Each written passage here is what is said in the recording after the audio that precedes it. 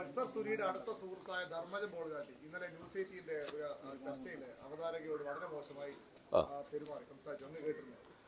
അദ്ദേഹം ആരുടെ അടുത്ത സുഹൃത്താണെന്നൊന്നും എനിക്കറിയില്ല. എൻ്റെ നല്ല സുഹൃത്താണ് ധർമ്മജൻ ബോൾഗാട്ടി.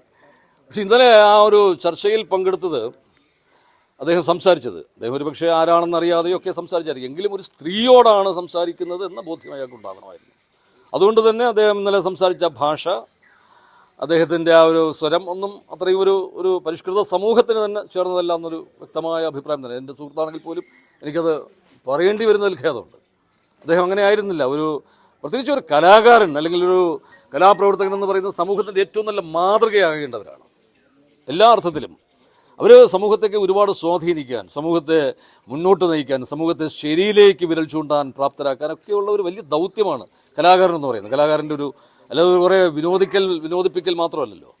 അപ്പോൾ അങ്ങനെയുള്ളവർ തീർച്ചയായിട്ടും സമൂഹത്തിൻ്റെ ഏറ്റവും നല്ല മാതൃകകളാകണം. അവരുടെ എല്ലാ അർത്ഥത്തിലും, അവരുടെ സംസാരത്തിൽ, പ്രവൃത്തികളിൽ ഒക്കെ ആ ഒരു മാതൃക അവർ പുലർത്തണം.